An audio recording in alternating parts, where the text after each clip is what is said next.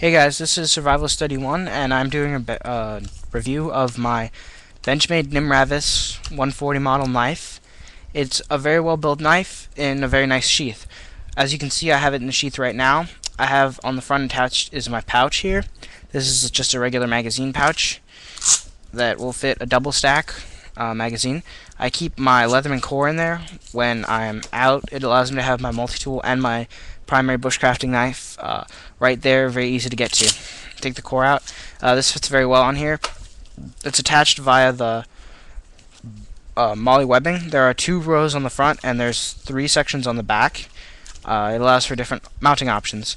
It's got a very well built Cordura strap here that has a button snap here that prevents the knife from coming out, and there's also a plastic insert inside that prevents the knife from cutting through the sheath.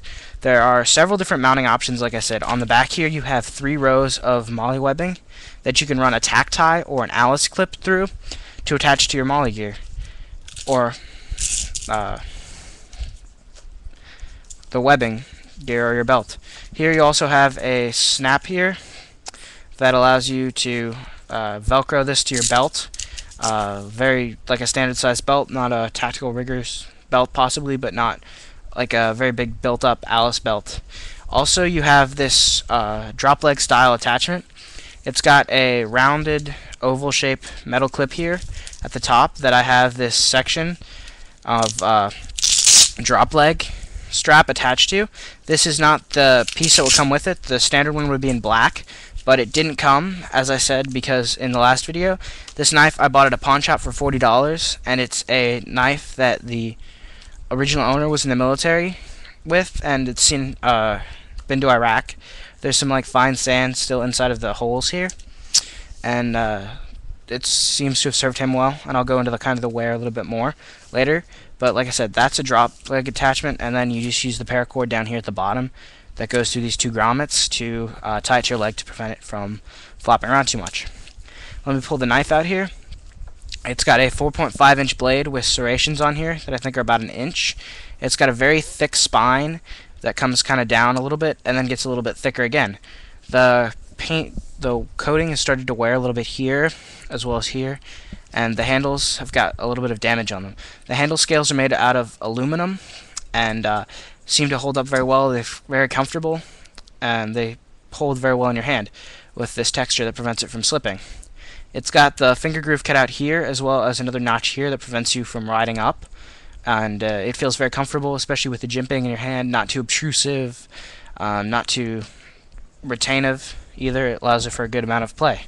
Here at the back you have a kind of squared off pommel here that you could use to strike if you were using it in a less than lethal method.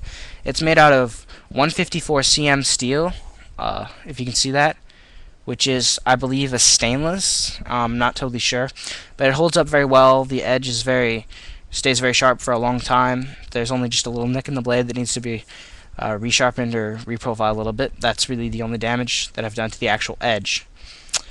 It's a very good bushcrafting knife. It's very good multi-use. The blade is a great length for smaller camp chores as well as a little bit of batoning. I would definitely trust it, especially with the blade thickness being so great, to perform admirably at that task as it has for me. I've put a little bit of wear on it, not only myself with the handle scales a little bit, that's partially mine, as well as some of the wear on the blade is partially mine. But other than that, it's a fairly good condition blade.